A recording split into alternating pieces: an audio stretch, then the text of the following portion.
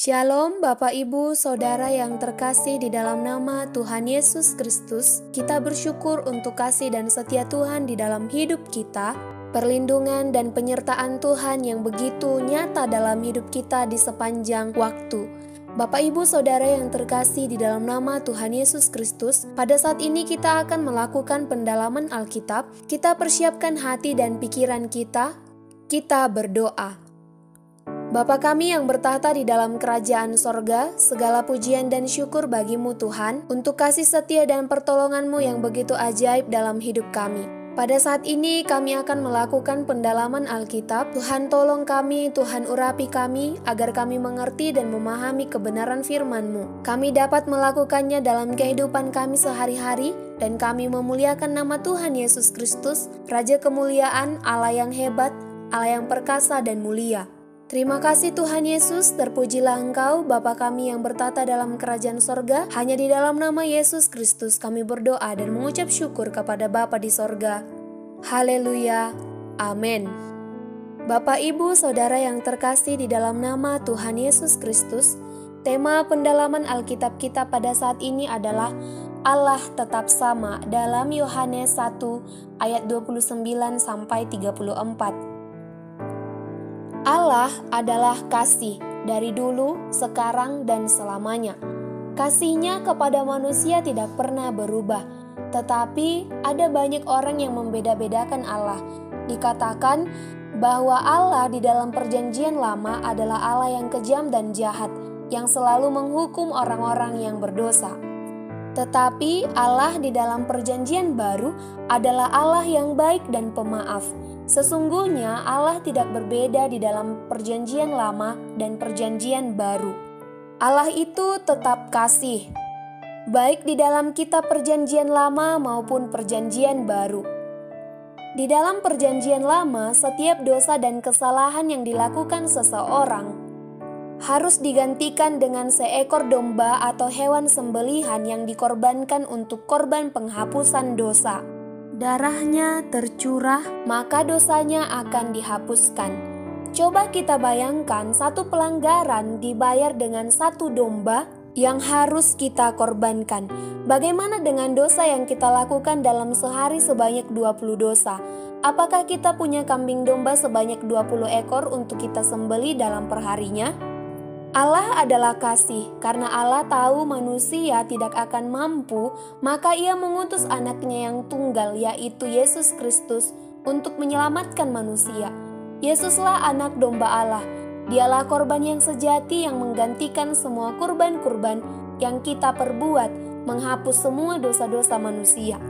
Di dalam pendalaman Alkitab pada saat ini, ada beberapa pertanyaan yang perlu kita jawab.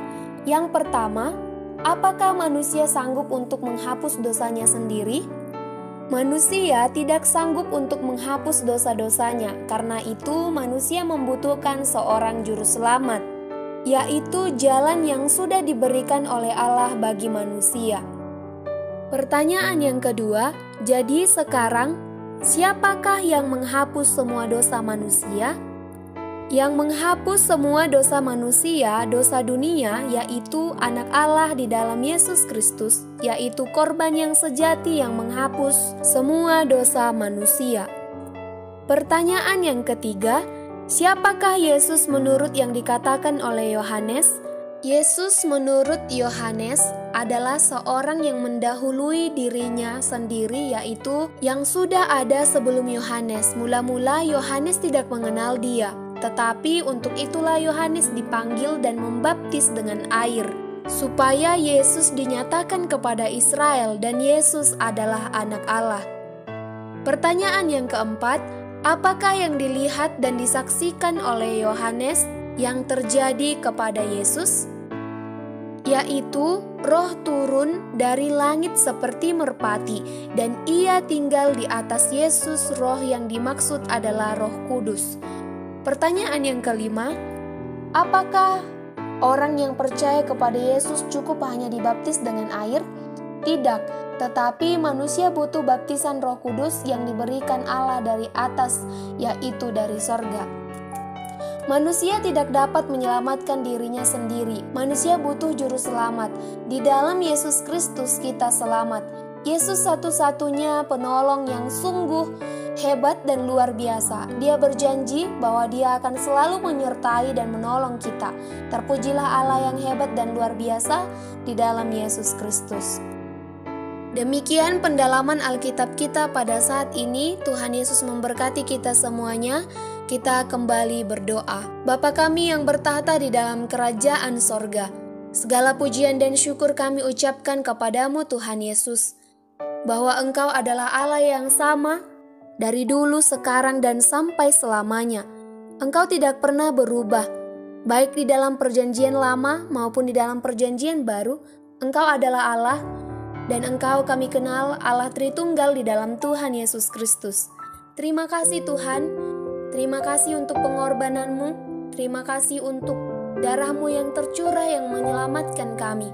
Kami mengucap syukur, kami sungguh bersuka cita ditebus oleh Engkau.